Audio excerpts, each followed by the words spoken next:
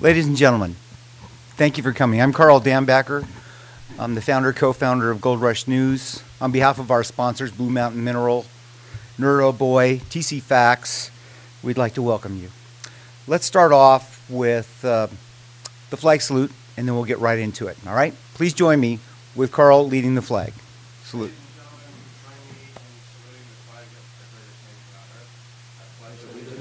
To the flag of the United States of America and to the republic for which it stands, one nation under God, indivisible, with liberty and justice for all. Thank you.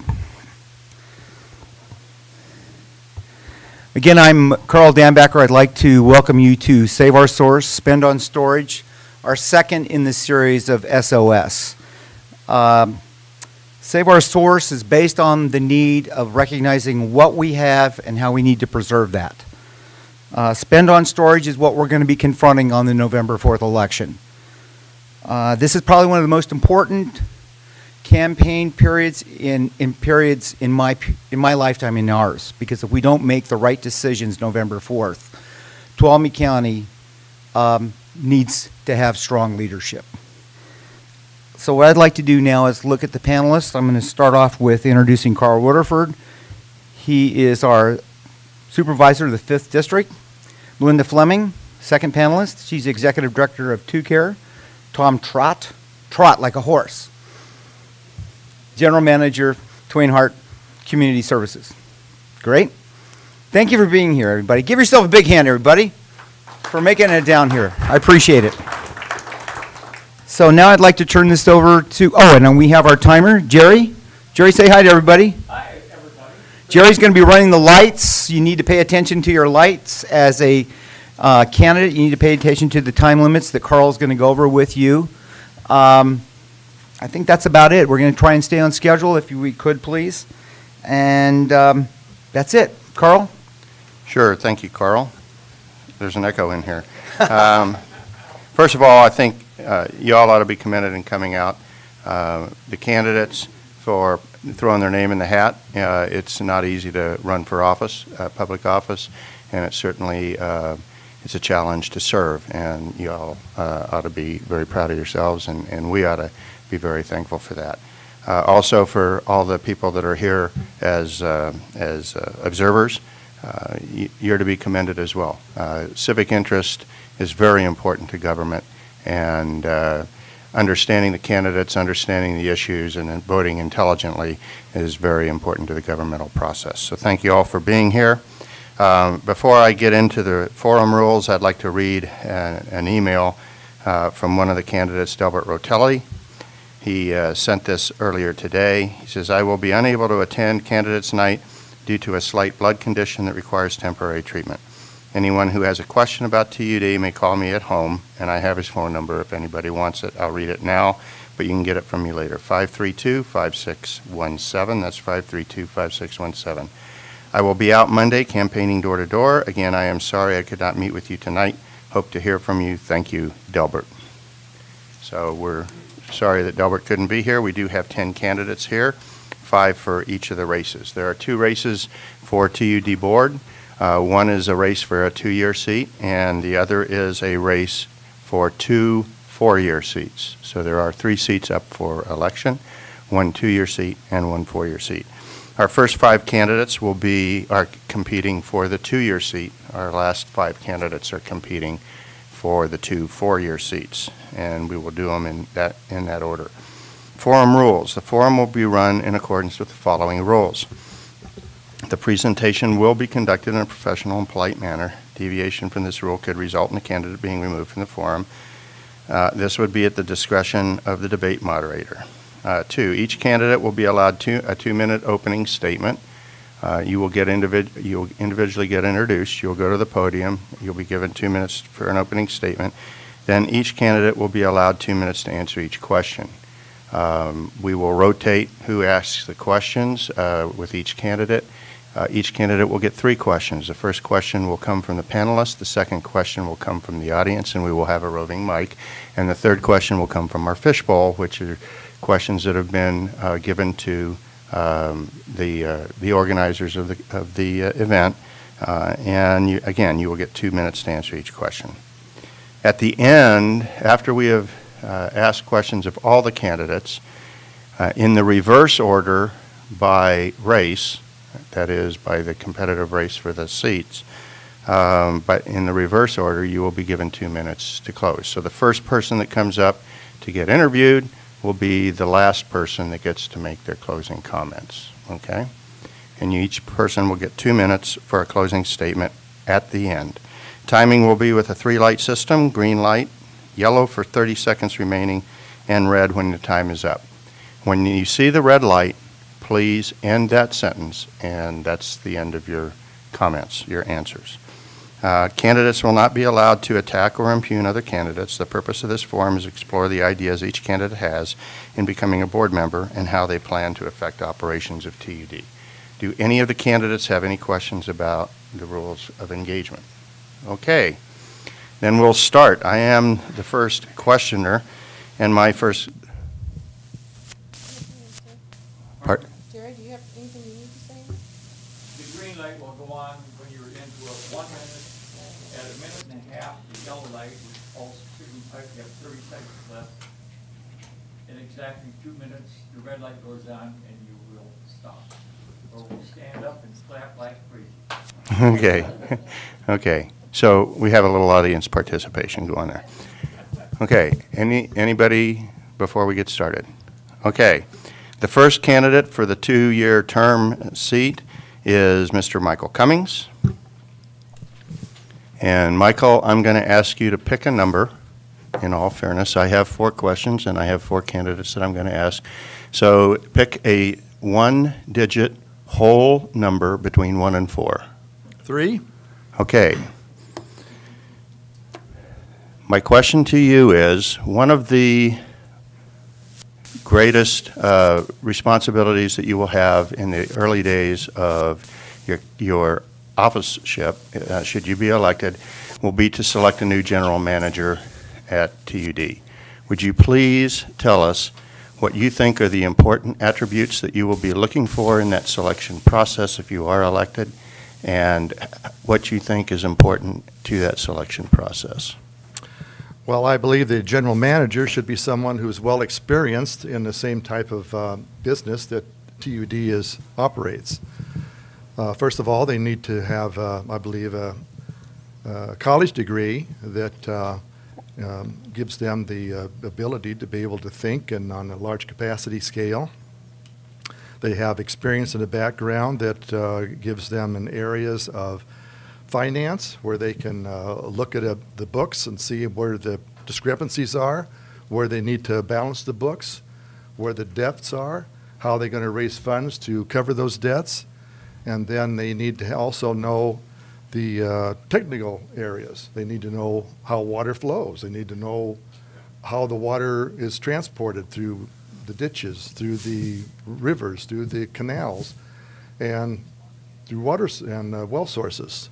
So they need to know both technical, and they need to know administrative, and they need to know how to function as a manager in overseeing personnel, how to keep the morale high with the personnel, also to be able to delegate their work and not try to take it on all themselves and bury themselves in a mountain of work, but to be able to delegate and be able to properly choose the proper person to delegate that work to, and be able to, that person be able to handle the job. So if I was elected, that's what I would look at, is an all-around experience and qualifications of that person. Okay. The head of the panel already screwed up, okay? So I'm going to give you 2 minutes to make an opening statement. I forgot to do that. I'm sorry. Well, the theme of my campaign is conservation and growth. And you've probably seen my sign out on the road. I'd like to say a moment to the voter. The voter has 11 candidates to choose from in this race for the 3 TUD board positions. And it will be wise for each voter to study and know the background of each candidate, the qualifications, and vote to provide TUD board a balanced variety of experience. My experience is mostly in technical area, along with some in administrative area. I was born and raised in Northern California on a cattle ranch and worked summers in the hay fields. I attended Cal Poly State University, where I got a Bachelor of Science degree in mechanical engineering while working summers in the Forest Service doing timber stand improvement projects and firefighting. After working over 20 years in the San Francisco Bay Area doing research, design, and development in the engineering field, I moved to Sonora and to design and construction of residential real estate for several years. I've served on the board of directors in both the Bay Area and Sonora, being mainly responsible for overseeing and accounting and the funding of the operations. Presently, I do fundraising for Gideon's International. At the present time, I'm an investor holding an active general contractor license to service my rentals. I presently do fundraising for the also trade on the futures market with the cattle. My desire is to share my variety of experience on the TUD board to help our community grow and meet the increasing water demands without it becoming highly expensive to the user.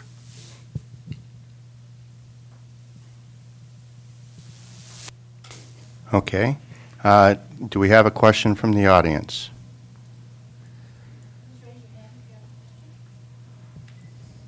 No question from the audience. Then we're going to have a question. Oh, wait a minute, we have one here, Carl. Okay. Clint?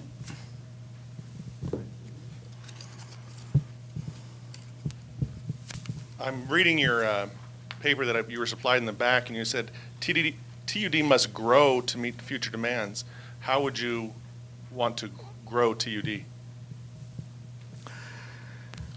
Well, my idea is that we need to have more water reserves. And we have lakes at lower elevations. I believe we need to have water reserves at higher elevations. I know when I was driving up the Reno Air Races a couple of weeks ago, I enjoyed driving over 88. I see the lakes up there on the high elevations like practically full. Down here, they're almost empty. So I would think that putting lakes at the higher elevation, do a step-down lake series so that we can reuse water from one lake to the next to generate electricity through turbines, and therefore have a multi-use of water for electricity as well as preserving the water and saving it from evaporation in the lower elevations at higher temperatures. So therefore, I believe that having a series of lakes is the one thing. Another way is I think we need to step up having wells with residences and have some sort of a program that if a person invests in a well, they can also sell some of their well water through TUD and help pay and fund their expense. So I think having more wells as well as lake reserves is going to be a big factor. Okay. And the last question for Mr. Cummings. We recently were asked by TUD to conserve 50%, and the county did a superb job. TUD customers did a superb job in meeting that goal. They actually conserved 51%. As a result of that, approximately 56% of the revenues were lost for TUD over a normal year. How would you propose to close that gap? Well, I believe the TUD has to have three areas of budgeting. One is the basic operations of TUD's staff. So I think that needs to be a basic charge to the TUD customer to cover that TUD operation. Now, where it comes to water, whether there's increased use or a lesser use, it should be that the funds for the amount of water used would go up and down, of course, according to the amount of water that is used by the user. So therefore, one area stays constant. The other area is as a person uses less water, the cost goes down, but the cost of TUD should go down too because they're not having to process as much water. And the third area I think there needs to be is an area for investment to expand TUD's operation through investor monies, through selling probably of utility bonds, and then also with the area where the TUD is struggling with the staff having their proper retirement funds, have some sort of a retirement fund that the staff can invest in and not just be a blanket cost to TUD. Okay, thank you very much, Michael. And Tom Trott will introduce our next candidate. You will have an opportunity for a 2-minute close at the end. Thank you. For your attention.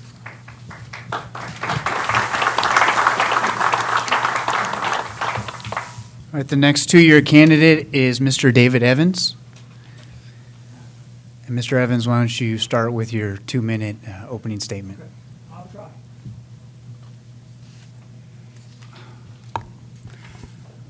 First off, hello to everyone. Hello. Let me first say thank you to the sponsors for this forum. I am David Evans. I am a no conflict of interest candidate. I do not accept campaign money from special interest. Excuse me. I am running for the two-year TUD board seat. My background. My family and I moved to Sonora close to 20 years ago. I'm a retired business owner. As a graduate of the University of Maryland, I have a Bachelor's of Science degree. I am not an accountant, but I have courses in accounting and business management. I also worked in the field of engineering technology involving thin films. My TUD concerns. In conversation with a number of TUD customers, I have concluded the following. Water storage is a real concern. But then there's the question of how to pay for it. Sadly, here is excuse me. Sadly, there's a history of drought for this area. Now is the time to be committed. I've stated previously a broad approach involving 2 plans. Plan A is the lines dam approach. The cost of raising lines I understand to be $70 million and counting. However, I recently was informed by a former TUD board member that a previous board voted to discontinue the process of raising lines. Apparently, as I understand, a timeline with water available would not allow lines to fill. This issue requires more study. Therefore, Plan B approach I call mini water storage is the way forward. Dredging of Phoenix Lake to raise capacity is an immediate necessity. Then there's a metallic reservoir project, helps even though it is a small footprint. In addition, I hope that we can add the Twain Harte project. Other small storage areas may be identified.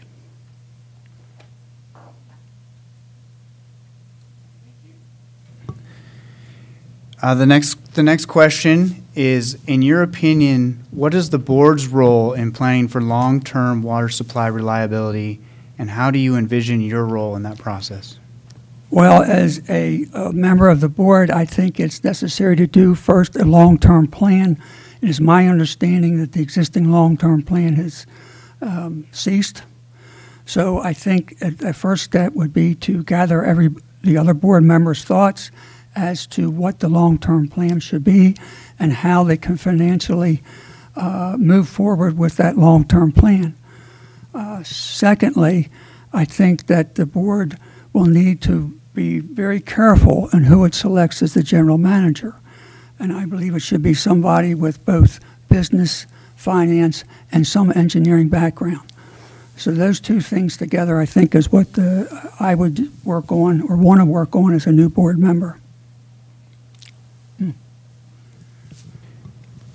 And now the audience. Any questions from the audience for Mr. Evans?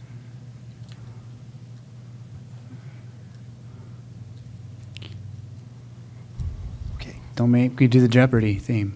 Go ahead. I might recommend, just so we get 3 questions on everybody, that if the audience doesn't, we'll take 2 out of the fishbowl. You bet. Okay. Your call. Okay. Last Oh, chance. Jerry has a question. What would you do with the old Sierra Pines golf course that's laying there fallow, doing nothing except having an easement for the ditch going across? Well, there's a thought of mine that would be what I would call Plan B. And Plan B would be to establish mini water storage locations. Dredging of Phoenix Lake, for example, should be done as soon as possible. Then there's the Metallic Reservoir Project, which helps, but even though it's a small footprint. But I would hope that we could move forward, if possible, with the Twain Harte project to develop it into also a mini storage area. I think there's availability of both federal and state money for a smaller project versus trying to get 70 or 80 or 100 million to raise lines, even if that was feasible. Okay, thank you. Last question from the fishbowl. What would be your plan to go after the $2.5 billion allotted for storage if Proposition 1 passes? Well, I have a trouble with that because I have doubts that this county will be able to get a significant amount of that money. If I was sitting in Sacramento and I had to divvy up and deal out money, would I give it to a county with only, say, 50,000, or would I give it to some area that has $1 million or $1.5 million? So unless we can get the proper political interaction, both from our legislative representatives and from others that we can convince of our need for water storage money, I think that's going to be a hard uphill fight. I hope that answers that. Thank you very much. You may be seated. Okay.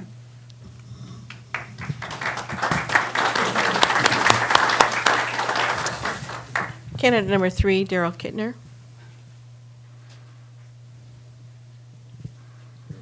No Daryl? Okay.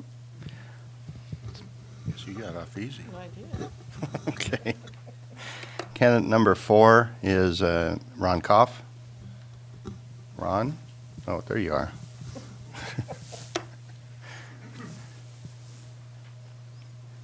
And Ron, you can go ahead when you're comfortable with your 2-minute opener. Okay, my name is Ron Kopf, and I'm running for the 2-year TUD seat. As it was pointed out, there's one TUD seat that's a 2-year, and there's 2 4-year seats. I have been fortunate to live in Sonora for 13 years. I'm a graduate of Ohio State University, and my background is in land planning and landscape architecture.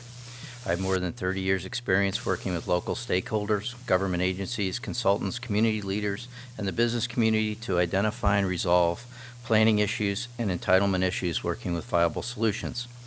As the Executive Director of the Tuolumne County Business Council since March 2011, I have worked with local businesses and our elected officials to facilitate a positive business climate and family wage jobs that enable more of our young families to stay in this county.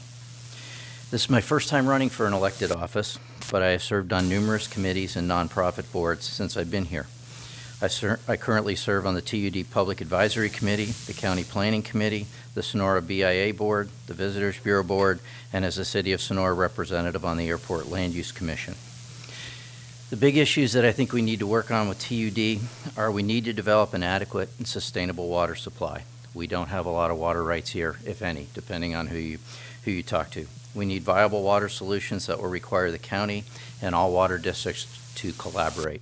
This is not a TUD ratepayer issue alone. We are all in this together, and if we don't get adequate water supply and work with it as a county and as a city to pull that together, then we're going to be in trouble. We need a long-term plan to diversify our water supply, our storage and distribution systems, and we need adequate planning to pursue water infrastructure funding for the benefit of the TUD ratepayers. Okay, Ron, thank you very much. You get to pick numbers 1, 2, or 4. 4. Okay. Please tell us what you see as the infrastructure challenges for TUD going forward and how you would propose solving them. TUD has a lot of infrastructure challenges going forward. We're a rural foothill community with a lot of elevation changes. We have numerous small water companies that are out there. Some are privately owned. Our water companies range from Gus's Steakhouse to Twain Harte to GCSD to TUD. So to try and figure out how all these these service districts and these water districts tie together is difficult. Also, you have water tends to flow downhill, but that's not the way it all gets pumped, so it's very expensive to figure out how to deliver it. We also have a lot of large lots. We don't have a lot of efficient communities that are built on smaller lots that have a little bit higher concentration of people with our more efficient development. So it's very expensive to provide water and sewer infrastructure to these spread out communities. So that's going to be difficult. But I think as we go forward, one of the things we've got to do is we've got to make sure we do avail ourselves of the funding sources. With the $7.4 million bond issue that's coming up, you know, it's going to be critical that we work with our representatives, you know, and our Senator, Tom McClintock, Berryhill, Bigelow, to make sure that we can avail ourselves of as much of this water as possible. Working through the IRWIP, the Integrated Regional Water Management Plan, we have been able to get a lot of money for our local supply, and we need to continue working with that program as well. But it's not going to be easy. It's expensive, and there is no single silver bullet that's going to do it. It's going to take a lot of small projects to get it done. Thank you. And from the audience? Over there. Okay. Hi, my name is Laura Lee Brown Marcus, and my question is, do you think that because we're a small community, that if there was a big dream that we could have a statewide water plan, that we would benefit or not? You know, the statewide water plan is going to be difficult. I would hope that we would get our fair share, but when you start dealing with Southern California and San Francisco, it's going to make it very difficult.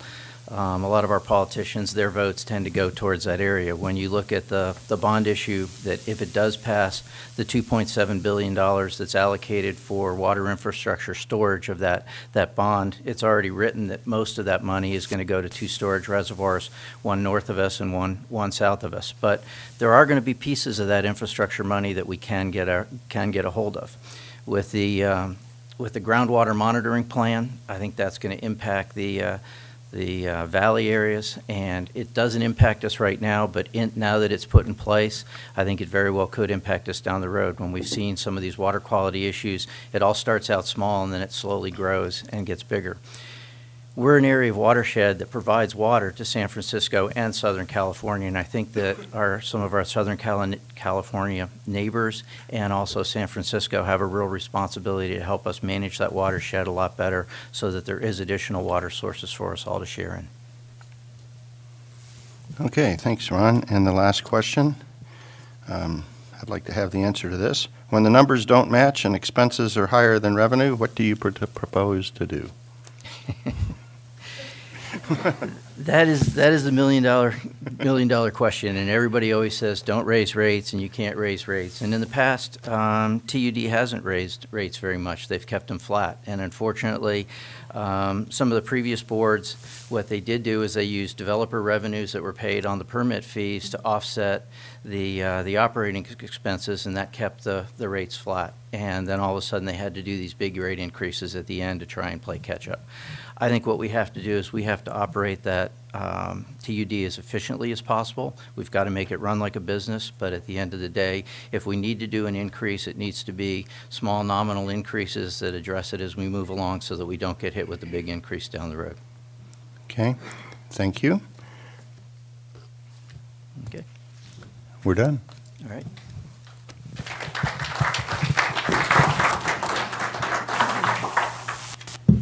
Okay, last candidate for the 2-year term is Mr. Jerry Morrow. And if you would, please begin with your opening 2-minute statement. Thank you all for being here in your busy schedules tonight. It's really a pleasure to see so many people out. But, you know, my father always used to tell me, you know, Jerry, get involved in community service. Give your all what you do. For the last 60 years, that's what I've been doing. And I'm a 27-year resident of Tuolumne County. My wife is Barbara. And if I don't put my glasses on, I can't see. My wife's name is Barbara, and I have 3 children and 3 great-grandchildren. Presently, I'm serving on the Tuolumne County Planning Commission as a commissioner. I've been on that commission for 13 and a half years. And I'm already making decisions for this county for the last 13 and a half years. I'm serving on the The Planning Commission was, I was appointed by the Blue Ribbon Growth Committee and the Committee to Alternative Landfill Sites, and I was appointed to the Historic Preservation Commission as a commissioner also. I'm currently serving for that commission. I was president of the California County Planning Commission Association, which represent 58 counties in California. The association deals with planning of water issues affecting California, and I had the great distinction of receiving Planning Commissioner of the Year in 2012.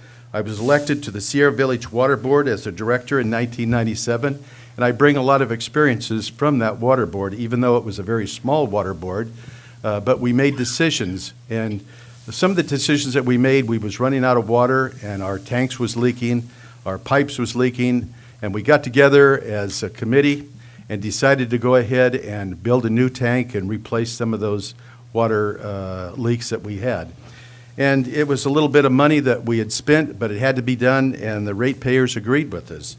Also, I was a past trustee of the Tuolumne County Board of Education in Tuolumne County, and I'm at present time a governor of the Sonora Moose Lodge, and I was also president of the Tuolumne County Taxpayers Association.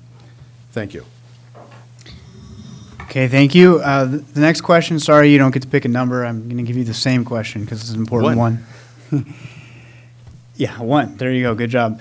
In your opinion, what is the board's role in planning for long-term water supply reliability, and how do you envision yourself in that process?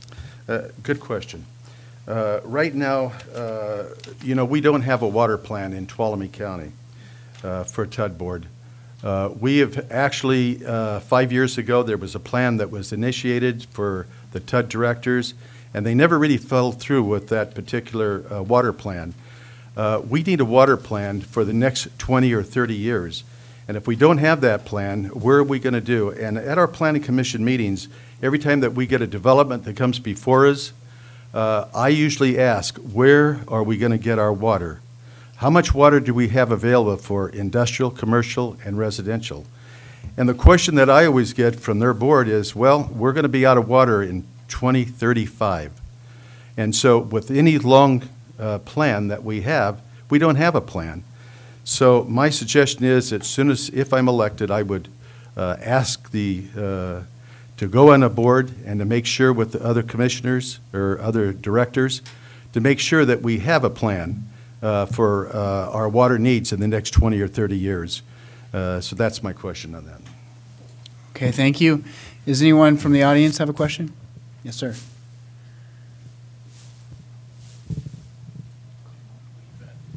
So if you set aside water storage and you walk around the community and talk to your constituents, the residential people as well as the business community, what are you hearing as far as what you think of the top 3 problems or issues with respect to the challenges that TUD faces, and you as a new board member, what are you going to do about it? Well, you know, I do walk around and I do ask a lot of questions about that particular subject.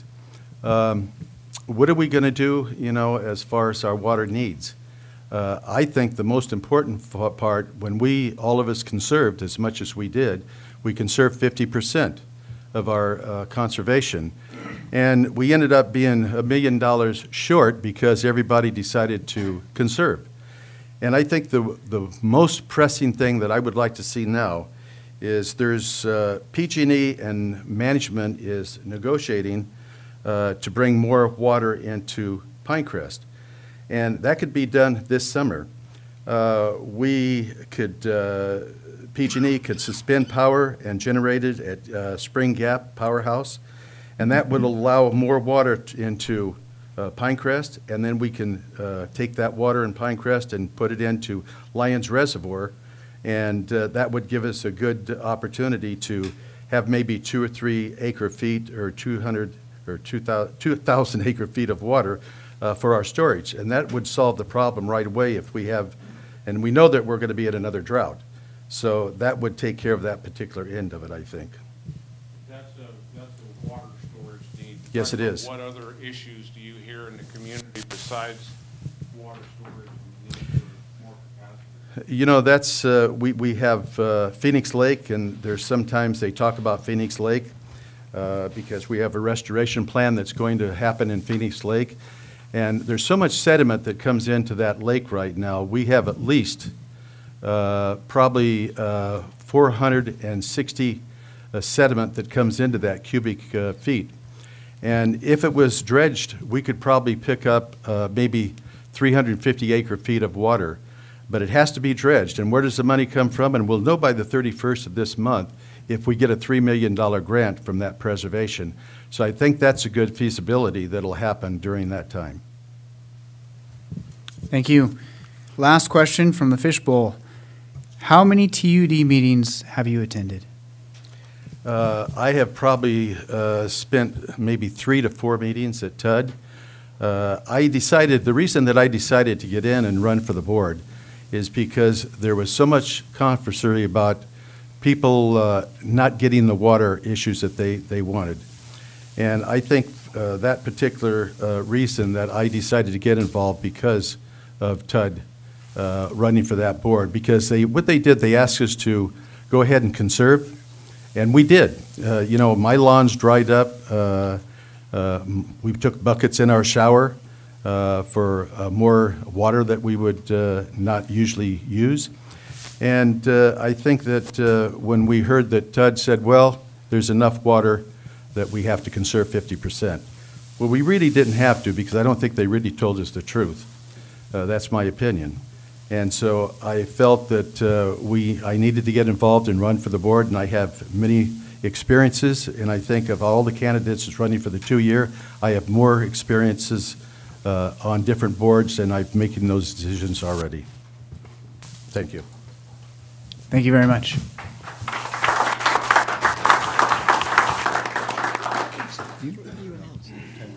Oh, I think we're up for a 10-minute break, so there's refreshments in the back if you would like, and we'll call you back in about 10 minutes. Well, yeah, we'll round it off to 650. Okay. Don't leave. 6:50. Stick around.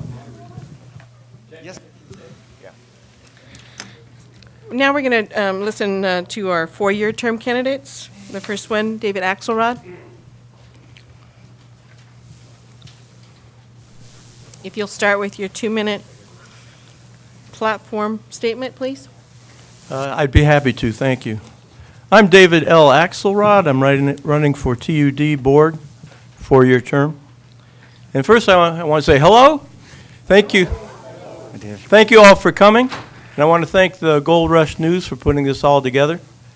I'm always amazed how many public-spirited people we have in Tuolumne County who pay attention to these local races. And it's appropriate to do so because there are some important issues facing TUD and facing the county. My platform in running for this seat is to conserve our resources, keep rates low, and try to live within our means. And the details of that, I'm sure I'll have some more chance to talk about, but in case I forget to do so, I should say right now, before any decisions should be made, we should have hearings, we should listen to public input, and we should study the issues before jumping to conclusions, because I believe that the resolution is always better after given some thought. I'm for transparency in water. You don't want your water to be muddy, and transparency in government. You don't want your government to be muddy. So we would, while I'm on the board, we'll adhere to the open public meetings rule, agendize all issues, and actually listen to what people have to say. My background is as a landscaper, park ranger for 12 years in the East Bay, and firefighter, sworn firefighter. That gave me the experience to know about nature and to study watershed issues. I've also taught at the Columbia College in the Natural Resources Department, and now I practice law, and one of my most proudest moments was in this chamber representing a group of community supporters of Columbia Historic Park, saving the elm trees of Columbia, working with the Board of Supervisors. Thank you.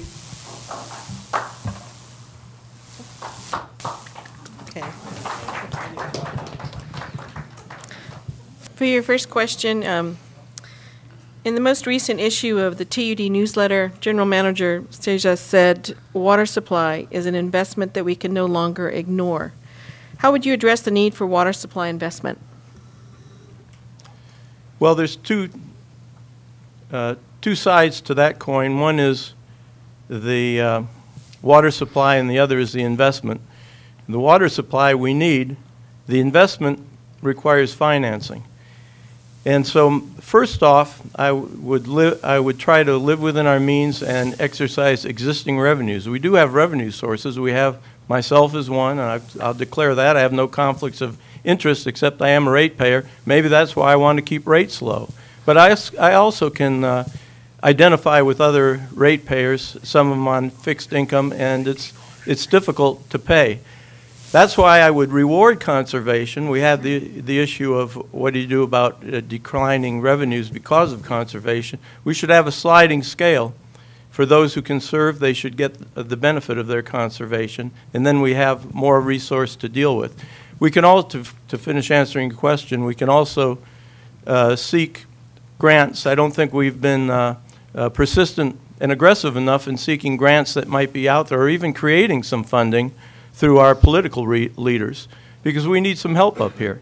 This is not the wealthiest area in the world, and there's limited resources. We're faced with drought conditions. This drought hopefully will end soon, but there's no guarantee of that, and the general trend is towards less precipitation, less runoff, smaller snowpack, and we're going to have to, therefore, plan to conserve what we do have. And we can also increase our supplies through greater storage, better maintenance of the ditch system and of the reservoirs, and also use of groundwater and incorporating that into our system. Thank you. The next question is from the audience. Anyone in the audience? There you go. Yes. Let's say that we have one more winter of drought, similar to last winter.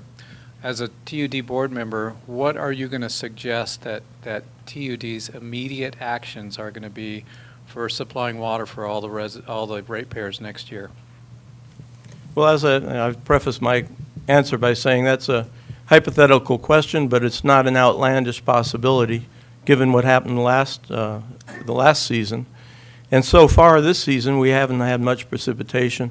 There's no guarantee of rain, especially under the climate change situation that we have in the world today. That being the case, we should plan for all contingencies. And the further diminution of the water supply will mean further requirement for further conservation. We'll have to take a very close and sharp eye at any further development in the county. We may not be able to support even what would normally be considered sustainable and reasonable growth if the water isn't here. And I think that the market will, to some extent, take care of that, because if the water isn't available, then more use and more residential and agricultural users are likely to decline.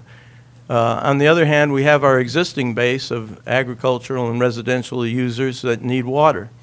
And so what we need to do is maintain the current system, improve the infrastructure, and attempt to gain some more water rights than what we have.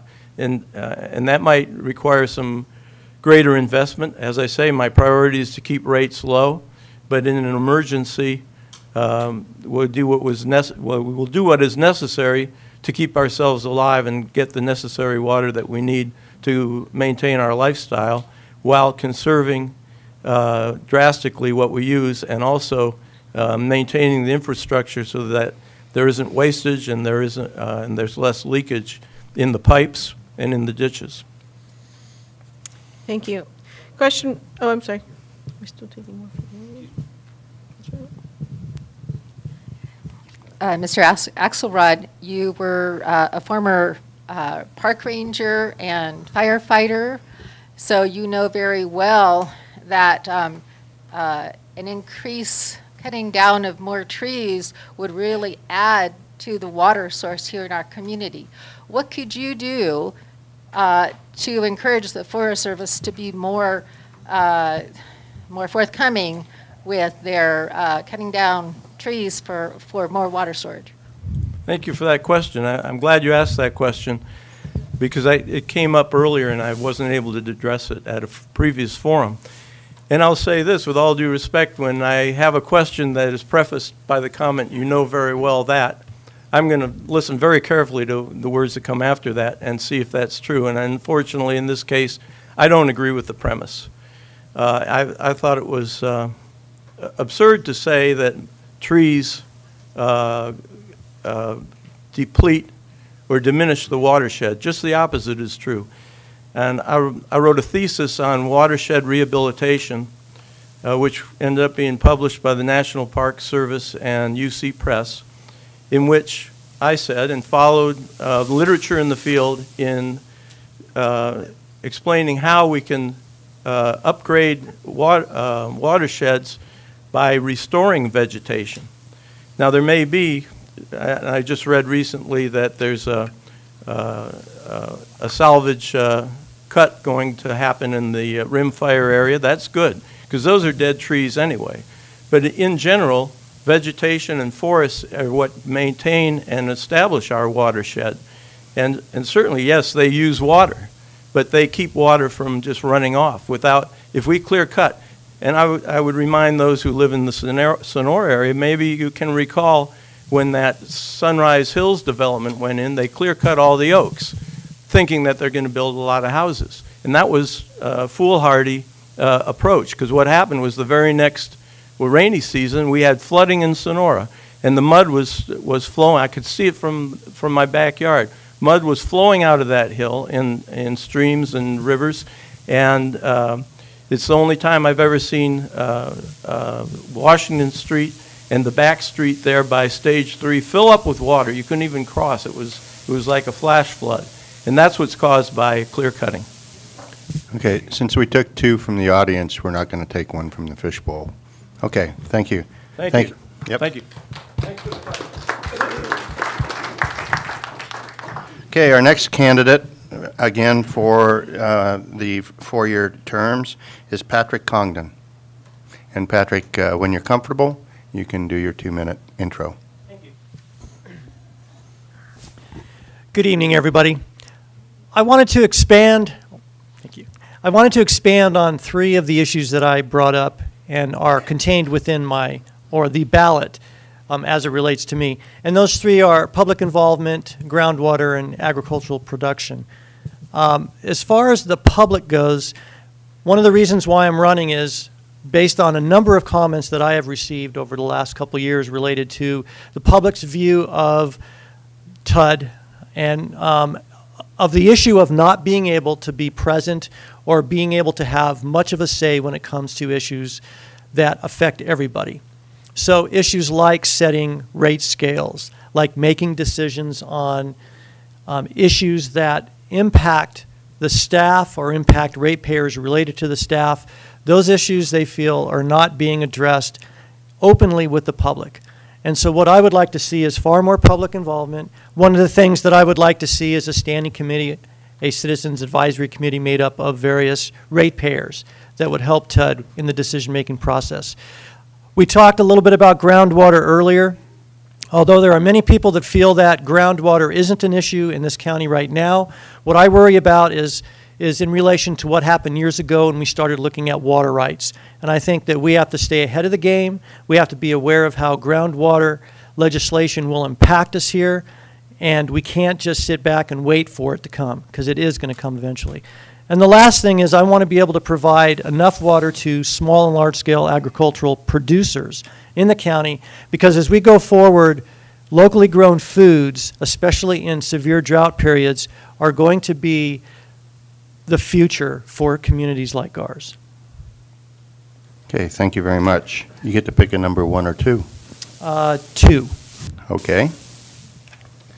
So the question number 2 is, please tell the audience how you feel or what you feel a good strategic vision for TUD might be, how that might relate to things like the blueprint study and the general plan in the county? I think that one of the first thing that needs to happen is everybody needs to come to the table, the TUD board, the county, representatives of the county, and all those that would be involved in creating a vision for the county and for creating a plan for water conveyance throughout the county as well. As it relates to the general plan, as I understand it right now, the county oversees essentially the health quality of the water. So in other words, they have to ensure that the water is clean and safe for those people that reside within Tuolumne County. But there's also the issues of what rights and abilities the county may have to secure water in the future. It's also that they will need to be a part of a program to go out and obtain special funding, whether it be grant funding or other types of funding for future water conveyance. The vision for me, or at least how I see TUD, is it has to be one of storage capacity, has to be one of conservation, it has to be one of looking for alternative water sources, and by that I mean working with the county, working with local water jurisdictions, working with folks in Oakdale and Modesto and Merced to look at securing additional water for the county and for the people that reside here. And the last part of that is that for TUD, they're going to have to be very active in Sacramento.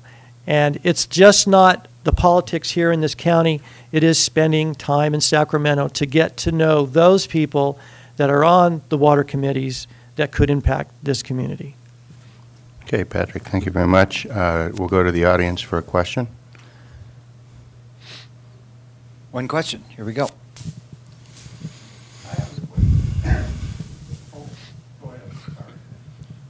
My question goes to, I had a couple different questions. I think the one I'll ask you is how do you plan on, if you get elected to this board, of bringing our balance sheet together? It seems to be a practice in government of setting wages so that they're commensurate with what other wages are paid in other counties. And as a businessman myself, if I ran my business by trying to do that, it wouldn't work. I would be out of business. I mean, we have to pay what we can afford, not what other counties pay. And so, bringing employee wages under control and the benefits go along with those. What's your long-term strategy for that? What I understand will also come out in the Union Democrat are responses to a question that was asked of the candidates that deals with that.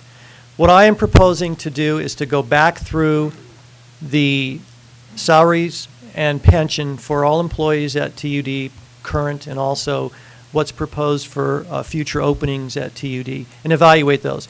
You're absolutely right. Comparables are nice, but if you're comparing TUD employees to San Francisco water employees because Hetch Hetchy is close by, if you're comparing them to other valley water districts or water departments, I don't think you can accurately do that.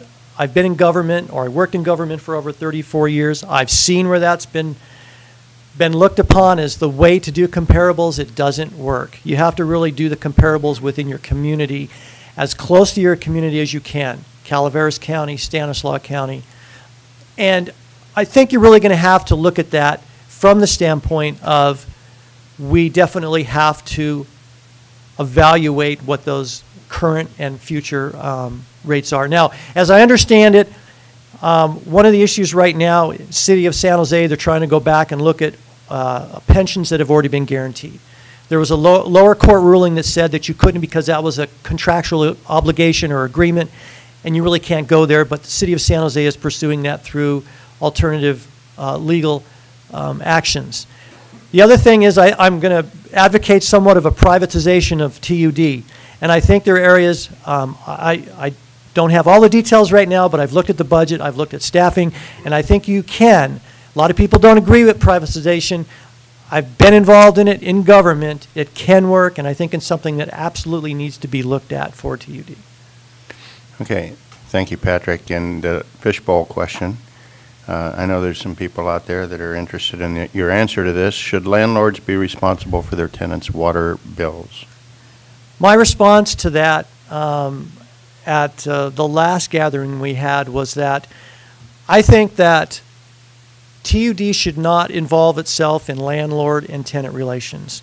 I think that if the landlord, if the owner of that property wants to pay the TUD bill, then they should be able to. If they want to work out some agreement with their tenant, that potentially could mean that they get a tenant in there that they feel may be a better, provide a better service to that landlord, in the sense that that person may take better care of that property if there's some type of structure between the landlord and the tenant.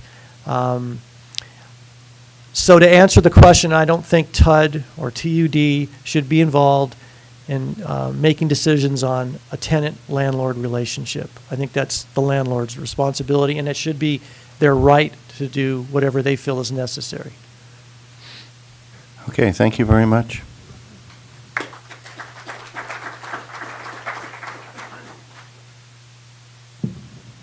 Okay, next up for the four-year candidates is Mr. Jim Grinnell. And if you just start with your 2-minute opening statement, that would be wonderful.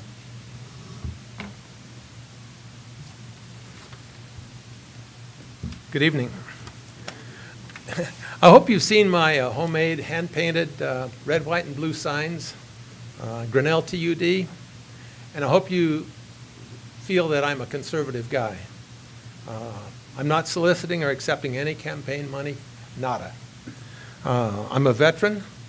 I'm a former public utility inspection engineer, management consultant doing cost reduction, profit improvement, and cash management studies. My education is a bachelor's in engineering, a master's degree in industrial administration, a master's in health administration, and I studied toward a PhD in finance. I was elected to the board in 2012 with a platform of no jumbo rate increases. Upon taking office, I wanted to accomplish these things: more business-like business, balanced budget, monthly financial statements, buy local where possible to keep money in our community, finish the treated water optimization plan, update the 2008 strategic plan, eliminate credit cards for directors, and have local legal counsel. Unfortunately, my ankle was broken May 28th, and I resigned because for 3 months I couldn't walk. In my opinion, TUD needs a real business plan, not dreams. I think that we've overspent by $1 million or more every year for the last 7 years. There's been repairs that I think should have been made that haven't been made. And we've got approximately $17 million in unfunded post-employment benefits, for $6 million for pension and $11 million for health. I think the people deserve to know the truth, and I'm ready to resume the work of being the people's representative. File for reconsideration of the Maloney's acre-feet of water, complete the treated water optimization plan, do a delivered cost of services study, wholesale, retail, treated water. Thank you. Oh, hold on. A couple more questions. Oh, yeah. Right. Thank you. So the first question is the same one that I've been giving to all the candidates, is, in your opinion, what is the board's role in planning for long-term water supply reliability, and how do you see yourself in the process of accomplishing that? Well, one of the things I did when I was a board member is I went to the Aqua meeting up in Sacramento. I talked to Felicia Marcus and other people. You learn a lot, you meet a lot, and I think the key to the future for us is to get the right general manager. I think the right general manager will understand what TUD's needs are far better than any board member could understand them, but just get it right, do what needs to be done for the community. I personally think that we should go after the new Maloney's, the water that was guaranteed with. There's a recent court decision, August the 1st of this year. That's less than 70 days ago. Court decision affects Tuolumne County, I think. I've talked to an attorney about it. It's a very significant case. It came out of the Federal Circuit Court in Washington, D.C. on August the 1st. Okay, thank you. Questions from the audience?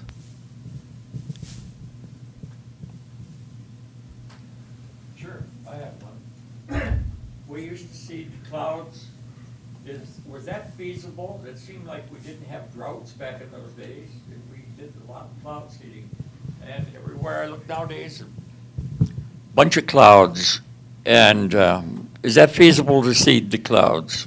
Just so everybody could hear that, he's asking if it's feasible to do cloud seeding. My question is, the reason I don't know that is you're basically talking about cloud seeding over federal land. And I don't know that that's permissible. I think cloud seeding in, let's say in Iowa, you know, where you got a big farm patch of corn, that's one thing. But now you're talking about doing it on basically other people's land, and I just don't know. Thank you. And then the last, and I've mistakenly referred to as a fishbowl, but this is actually questions from the Gold Rush News readers. And this question is, what are your qualifications to help run a multi-million-dollar organization? Well, when I was consulting, I mean, one of the things I did was I helped Cedars-Sinai Hospital in Los Angeles find a director of nursing. I worked with the Teamsters up in Portland, Oregon. I worked with the Teamsters in Los Angeles to reroute all the trucks for Southern Pacific and for East Texas Motor Freight.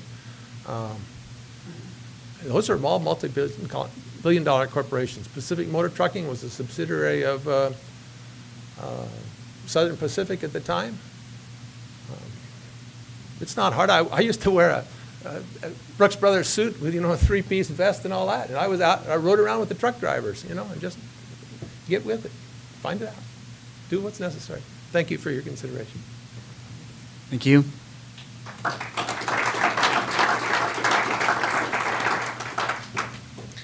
Candidate number 9, David Harris, it's your turn.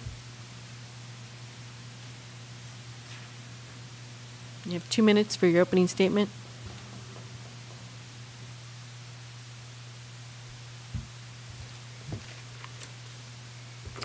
Hello. My name is David Harris. I was raised the son of a dairyman. And if there's anybody in the world that knows the importance of water, it's a dairyman. You need water for your crops. You need water for your cleanup. You need water for your cows. And today, a cow in the valley that's producing 100, 150 pounds of milk is going to drink 30, 40 gallons of fresh water. Water is essential to our life. So I know the importance of water just from that aspect of it. I'm running to see if I can help solve our problems with water.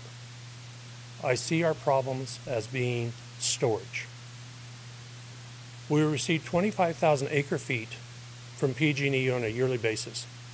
We use 18,000 feet. We reset the clock every December 31st. What little water we have in Lyons is going to carry us over, and we better get some rains. That's what happened this past year. No rains in January. That's why all of a sudden we started running short. Thank God we had the rains in February, or we would have been in desperate need. I've done, in my construction business, we've done large projects, we've done water projects, we've built concrete water tanks for the Forest Service, metal water tanks for municipalities. So I understand storage, I understand distribution systems. I just want to get this solved. I think there's a lot of ways we can do it. We can partner with South San Joaquin, Turlock Irrigation, Modesto Irrigation, Tridam.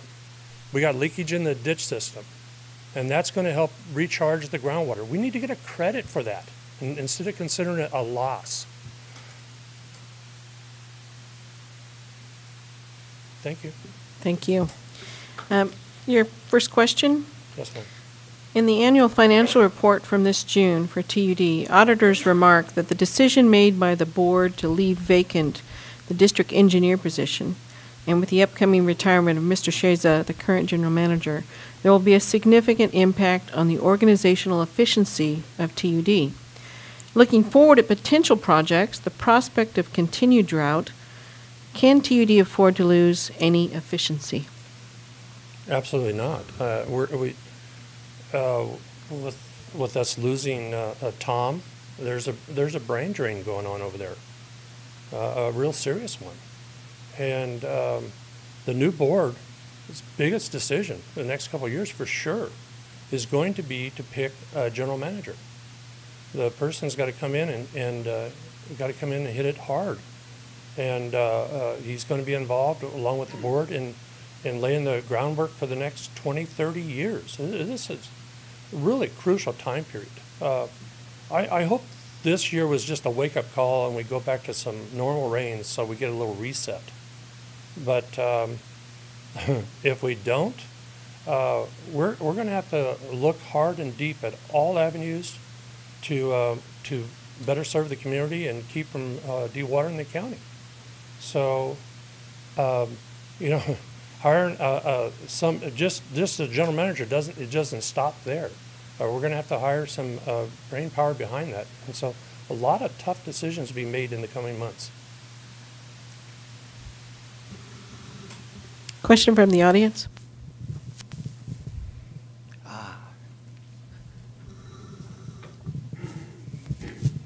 In addition to, have you always been in the construction business? I was interested in your statement about you've been involved in the construction business and building storage, water storage units. So tell us more about your background. I got my general contractor's license in 1976, and hopefully I don't look that old. But we've done concrete water storage for Forest Service at Dry Meadows and the distribution system for the firefighters there. We've done distribution systems for commercial projects in the valley, which was basically fire flow and domestic, backflows, C900 8 and 10-inch lines.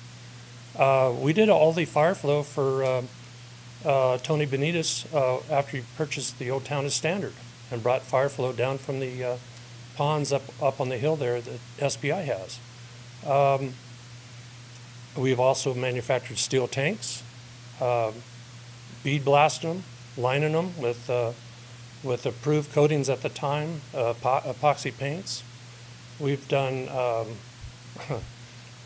leases to the state of California for CHPs, DMVs, and in my spare time, we started up a little company called Conifer Communications, which is providing broadband to areas that are not near, fiber like Comcast or AT&T, and we're serving people now with anywhere from 3 to 40 megabytes of speed. So hopefully that answers. Thank you. The question from the fishbowl, unless there was any other audience, no? Okay. And you brought this up earlier. Explain your position on partnering with downstream water districts. Turlock Irrigation and Modesto Irrigation through Lake Don Pedro are going through FERC relicensing, and the feds are all over them for what they're doing in general. So they're looking for things to offset that. Exactly how we can help them, I don't know. But all we have to do is look at the situation and see how we can. We can take some credit for putting groundwater recharge from our ditches. That's certainly going to help Oakdale Irrigation. There's just, we have a couple of partners in the county that can help us immensely, and that's the tribes. It's in their best interest to help the population in general, and the population in general to help the tribes. If we're going dry, they're going dry. So I think it's just a matter of sitting down and talking to people, looking at the problem, and coming to a resolution of what's the obvious answer. And there's an obvious answer. It's just a matter of putting our heads together. And in a closing statement, I'll prove that point. Thank you very much. That's it? Really? Yeah. Well, you'll get 2 minutes later. But if you like standing up there. Okay, our final candidate for the 4-year term seats is Mr. Ron Ringen. And Ron, if you'll just proceed on up there and give us your 2-minute opener when you're comfortable.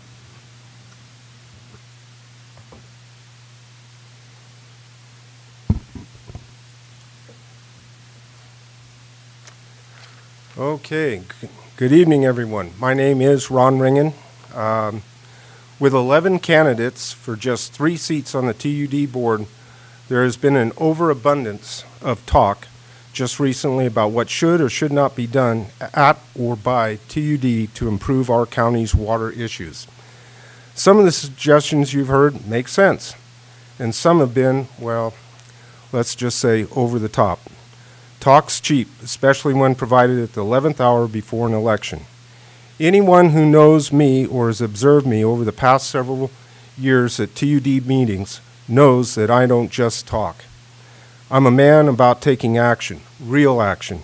I didn't just attend all those TUD board and committee meetings over the past several years and take up space in a chair. I participated.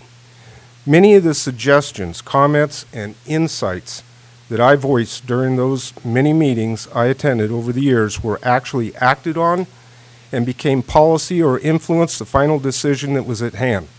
That is what working with others and communicating is all about. That is true commitment and care about the community that I have such a love for. Don't take my word for it. Ask the TUD staff.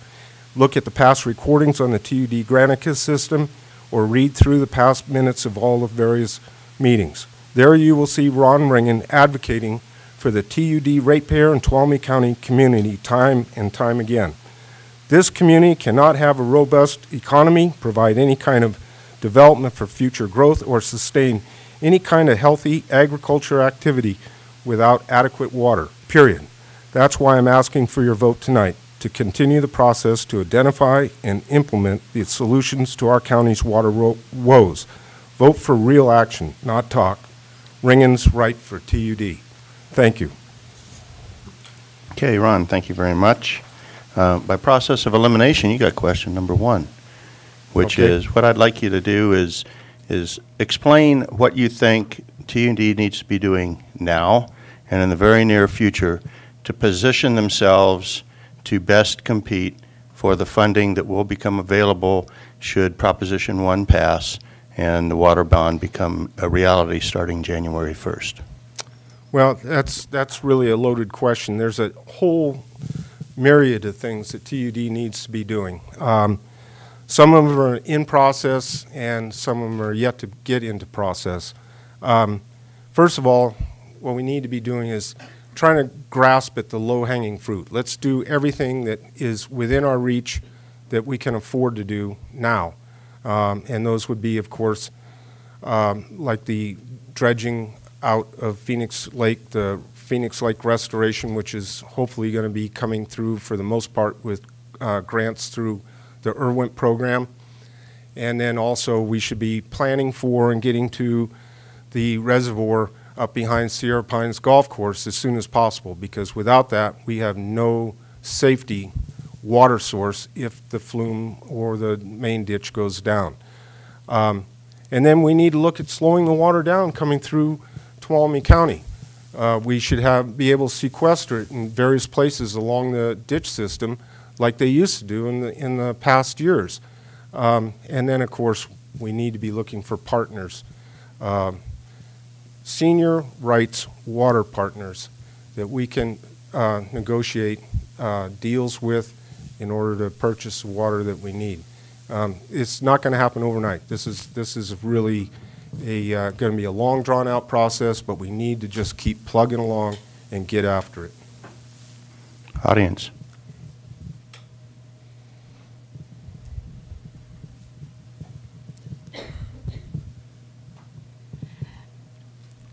Mr. Ringen, I have 2 questions, and the first one is, I'm not sure if it has been fixed, but I do know that the water, no, shoot.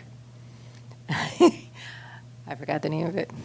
I'll go to the second question since it went out of my brain. as a ratepayer that's been having TUD water for 24 years, it is not very potable a lot of the year. What can you do about that? Well, first of all, a board director, that's not their job. But making sure that you give guidance to the utility so that there is good potable water is their job. So first of all, I'm surprised that you're having that problem. And if so, then I would say that a call to the office would be in order. And I know for a fact that there will be an employee out there pretty darn quick checking it out, and you will get an answer really quick. That's one thing that in all the time that I spent reviewing, visiting all of the facilities that I could of TUD, and I have pictures to prove it, and also meeting and talking with every employee at TUD to learn what their contribution is to the utility and to this community. I know for a fact that they take quality water seriously, very seriously. That is their whole thing when it comes to their making a livelihood there at the utility. That is a real major thing with them. So if you're experiencing a problem, you need to give them a call, and I'm sure that you will get an adequate answer to your question. Okay. Did we have another public? We'll go with the public question then.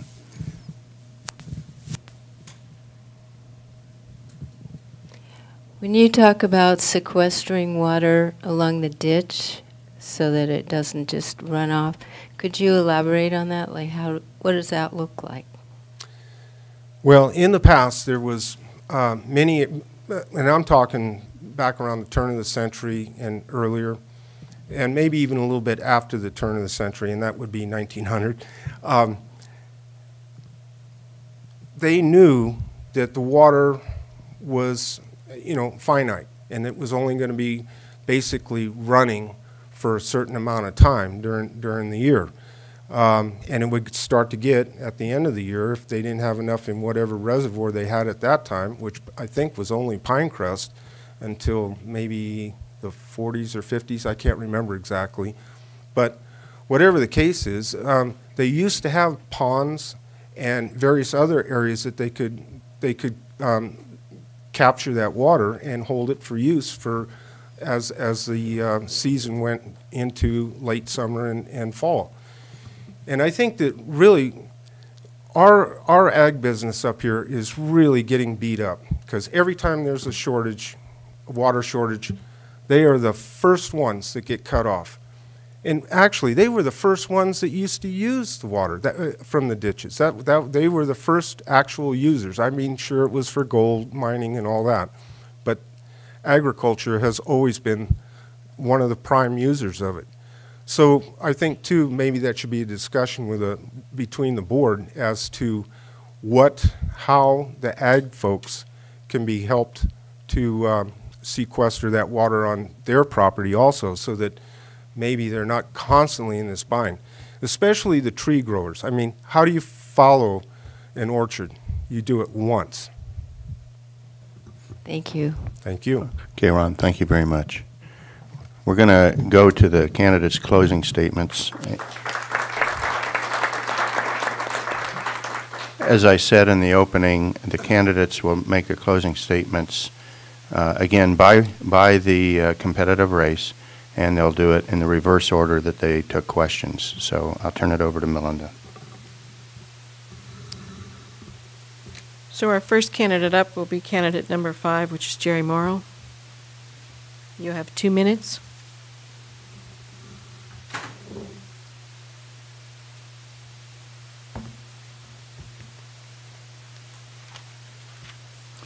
At our last forum that we had, I was the only candidate that talked really about watershedding management. And water shedding is so important, and basically it will give more runoff to our streams and our rivers. We need more thinning, we need more logging.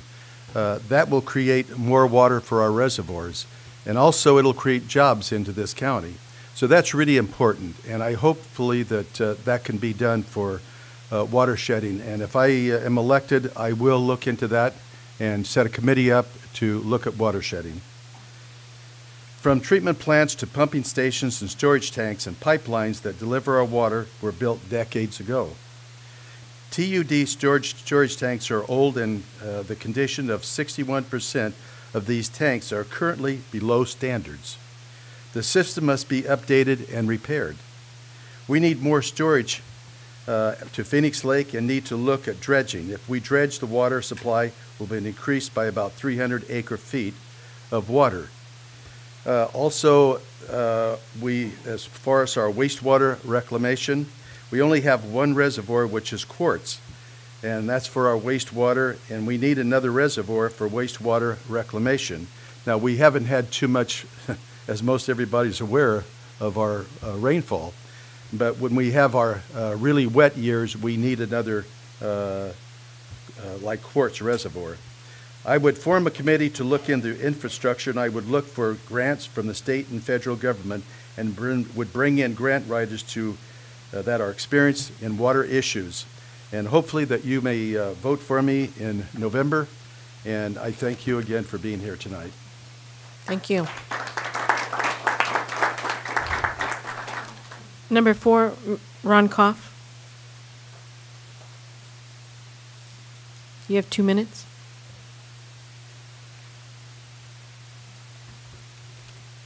Good evening. I'm running for the 2-year seat on the TUD board because this recent drought has resulted in many negative impacts to our ag and tourism industry, our business and landscapes, the overall quality of life we enjoy as a foothill community. Conservation is important, and our community responded with 50 to 51% of conservation. However, I think that when we shouldn't be imposed with extreme conservation right off the bat. That should be a last resort. We need to have some sort of backup provision. It shouldn't be the first program that comes in place.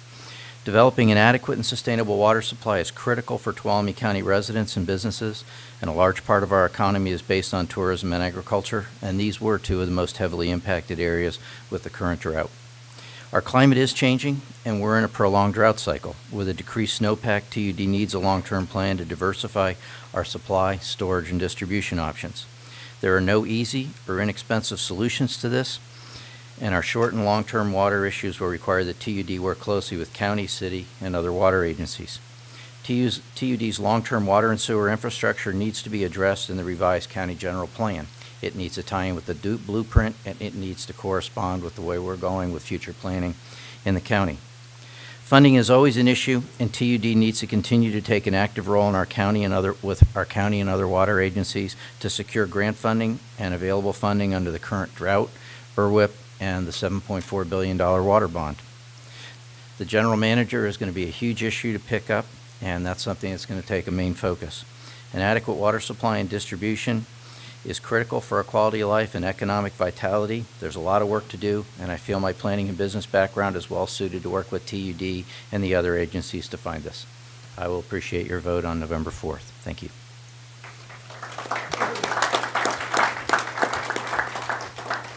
David Evans. 2 minutes.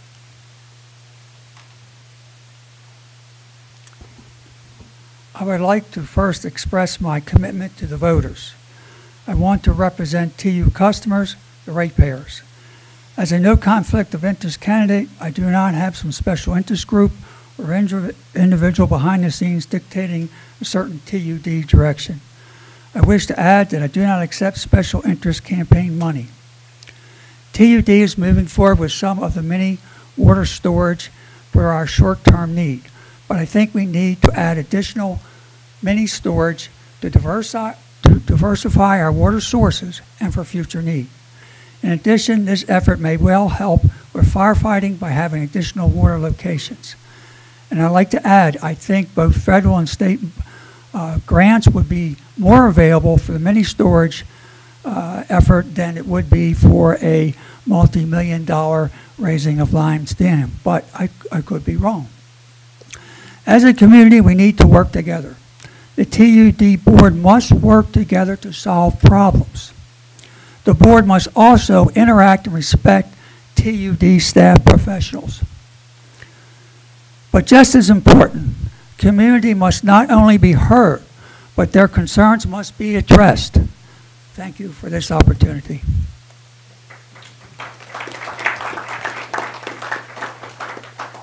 Michael Cummings, 2 minutes.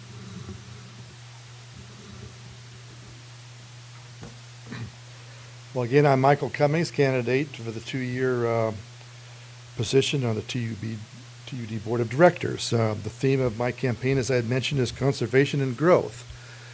A couple of things I've seen is that the we have a lot of water loss in our ditches.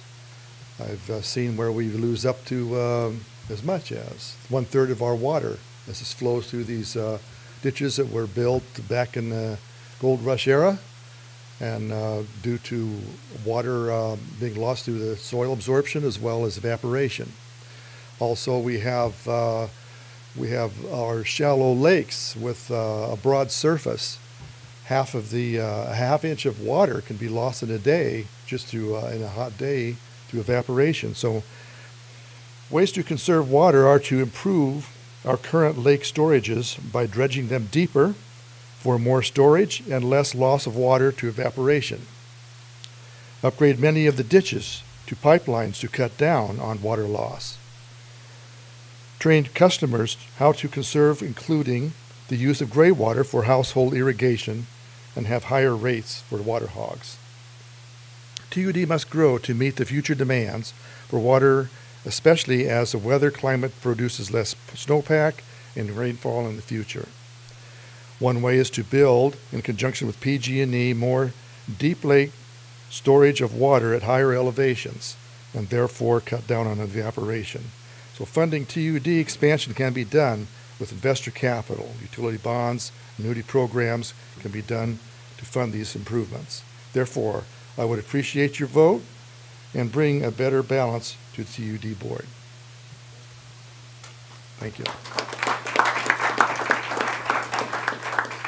Thank you. Now we're going to shift gears. We're going to go to the candidates for the 4-year term.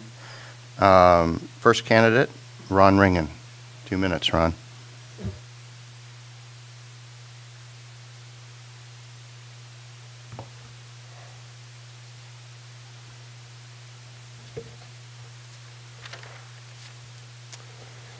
Okay, if I wake up on November 5th and find out I've been elected as a director on the TUD board, it may sound silly, but my first thought will probably be that I will be only one of 5 votes when making the tough decisions at the TUD board meetings. The 4 other board members will very likely have differing viewpoints, ideas, and possibly even agendas. I serve currently as the vice chairman on the Tuolumne County Planning Committee, and I'm a member of the Board of Supervisors Planning Committee. And I've served on many other boards and groups, almost always in one of the leadership positions. Those that have served with me can attest that I always listen intently, do my utmost to understand completely that what the point is that the other person is trying to make. And finally, I will, if needed, make suggestions or provide ideas on how to reach a common ground point if I'm not in agreement with the original thought or proposal. That is called collaboration and innovation, and believe me, with the extent of issues facing TUD in the county when it comes to water, that is what will be needed by the truckload. I have those abilities to reach out for ideas and middle ground. I know and have been involved with certain state leaders involving water, state water interest groups, but certainly our county government and staff people, as well as all of the staff and employees at TUD. And that is what is going to take to get TUD in the county out of these water woes. It will be working together to find the solutions and then collaborating to bring them to fruition. I have proved time and time again that I can and will do that. I haven't been attending all of the TUD and county meetings all these years on my time and my dime to see us fail. I've done my homework, I understand the problems, I'm experienced, and I will be able to hit the road running on November 5th. vote for Ron Ringen. Remember, Ringen's right for TUD.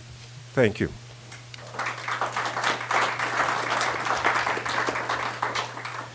And our next candidate, David Harris.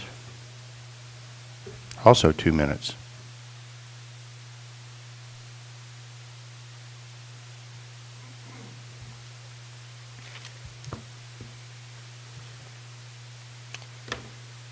Thank you to Carl, Gold Rush News, and the sponsors for this.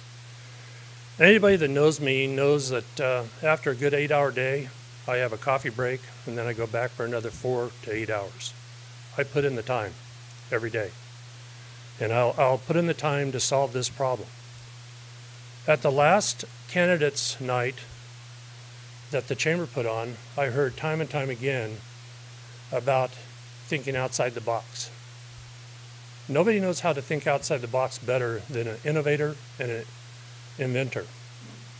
They look at problems, they solve those problems, and they suggest reasons to how to solve those problems, and the patent office can judge it and issue a patent or not. I have 9 U.S. patents. I have over 30 foreign patents. And just in case anybody wants to see, there's a U.S. patent. If you've never seen one, if you've never seen a Korean patent, there it is. And if you've never seen a Japanese patent issued, it comes in a little book, not a little red book of Mao, but a little brown book, and that's what they say inside. I think it'd be a challenge to read it, but anyway, my patents cover construction materials, laser use, financial instruments, and data formation for the use of the user. You most likely are using one of our patents today, probably in the financial patents that we have applied for. Going forward, there's something here to be solved. That's a lack of water, and that's primarily due to storage. Then it's just a matter of how we're going to pay for it. If Prop 1 fails, there will be another one down the line real soon. Needed 2.5 minutes. Sorry. Thank you, David. Next candidate.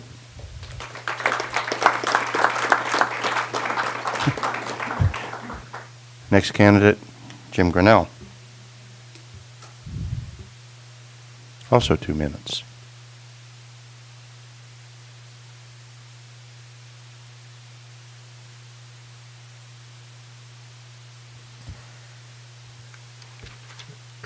Thank you for the opportunity to be here. I'm just an easygoing guy that wants things right.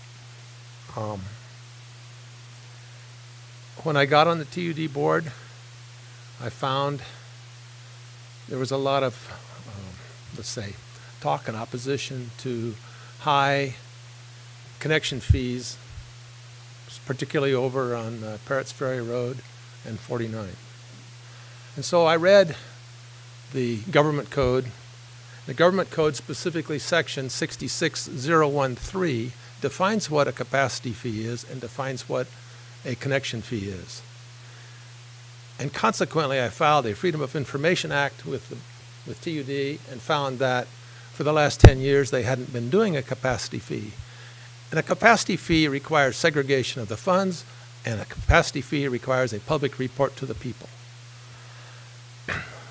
Among other things that I've done that I think are significant is I'm on the Finance Committee for Area 12, Agency for Aging. I've been on the Commission on Aging. I co-started the Senior Fair, and I'm very strong on remembering that 30% of our population are seniors, and they really can't afford high water rates. So we need to be creative, get our fiscal house, financial house in order, and I'd sure like the opportunity to go back on the board and try to do that for you. Thank you very much.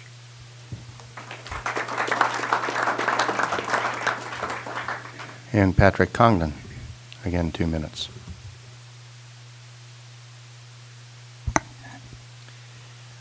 I spent 34 years in paid public service, 20 years as a volunteer fire captain. And the reason why I bring that up is because the position of board director requires commitment. It requires commitment to a lot of time. It isn't just attending a board meeting, receiving a packet on that day and going through that during the meeting. It takes a lot of time prior to that meeting to prep for that meeting and to understand what's going to be discussed and potentially what's going to be voted on. And I think I have that commitment. I've served on a number of advisory committees and technical committees. I was on the Bay Area Air Quality Management District Advisory Committee and technical committees with the Santa Clara Valley Water District. And with those committees, we worked on various issues related to water conveyance. They have a canal system that is also used for recreation, and also have issues related to the mitigation for a lot of the projects that they're undertaking. And I worked quite extensively with them on those projects. I believe an advisory committee that represents all ratepayers within the TUD boundaries is critical. As you can see in the Phoenix Lake project, it's not just dredging the reservoir. There's going to be issues related to developing best management practices related to erosion. There's going to be issues related to recreation and wildlife. As we pursue grants, either through the state or the federal government, it's just not going to be to increase storage or to increase water conveyance. There will be other requirements asked of TUD to meet those grant obligations. And I think it's going to make a big difference in having all these groups that represent everyone in this county come together to make the decisions that will be served for the use of various water conveyances. Thank you. And our final closing comments are from David Axelrod. Also 2 minutes.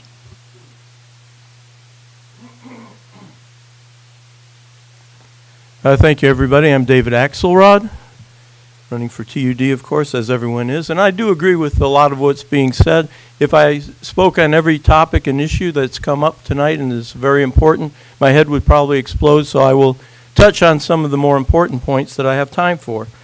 I'd like to say one thing, though, that in case I forget to say anything, I do have flyers on the back table. They look something like this, all different colors, including pink and blue, but it's also good to go green because the preservation of watershed, as I said before, is actually enhanced by the fact that we have trees, we have forests, we have brush, and we have ground cover. And that's what we should try to maintain in our watershed. Yes, some thinning would also be conducive to a better watershed and a healthier watershed. But that's the difference between California and, say, Iran, Iraq, or Afghanistan, countries where the trees have been cut down centuries, maybe thousands of years ago. And the watershed is depleted, and there's less water, and those are desolate areas. We don't want to go that route. We need to keep California green and golden. I'd like to give my best wishes to Delbert Rotelli, who couldn't be here tonight, and I hope he's feeling better soon. And a little bit about my background. I have some experience serving on boards. I was on the Parks and Recreation Commission, and I was the chair of the Food Vendors Committee. While I was, and after I was a student at the University of California at Berkeley. After I got my science degree in natural resources, I went up, did graduate work at Humboldt State, and then came back to UC Berkeley for my law degree. And so I have plenty of experience in these areas. Thank you very much for listening, and good luck to everybody. Thank you, David. Okay, in closing, again, I would like to commend, and I think on behalf of everybody here and many that aren't here, thank the candidates for their commitment to run for public office. That's not a decision that anybody should, and I don't think does, take lightly. It's a tremendous responsibility that they're stepping up to. I would also like to thank the candidates for their excellent discipline on the time management during the debate or the event. It wasn't really a debate. For those of us in the audience, Connie, Randy, and myself, who have been through these, that's not always the case, so it's very much appreciated. And then I would like to thank the public that came here tonight, that showed the interest in this race. I would invite you to take what you've heard back to your friends and let them know what these gentlemen stand for. I think they would appreciate it, and I think the whole county would benefit. And lastly, I'll just make an editorial, and it's a general editorial. I personally believe, as most of you know, I've taken a pretty strong interest in water issues in this county. I personally believe that this race is the most important race for any number of reasons that have been addressed up here that we've had in recent years. And I think the measure of that is the number of candidates that are interested in the water future in this county and have come out to run for office. So again, thanks to the candidates, thanks for you coming, and I'll turn it back over to Carl Dambecker.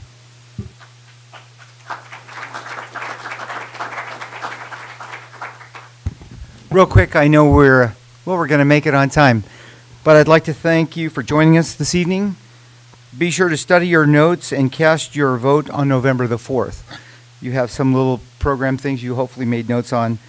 And importantly, very importantly, I'd like to thank our panelists, our sponsors, which are Blue Mountain Mineral, Neuro Boy, TC Facts, and Gold Rush News. But if you have any comments, please make them on our Facebook page, Gold Rush News and radio.com. I thank you for joining us, and November the 4th is an incredible opportunity for you to cast a vote for Tuolumne County. Thank you for joining us. Good night.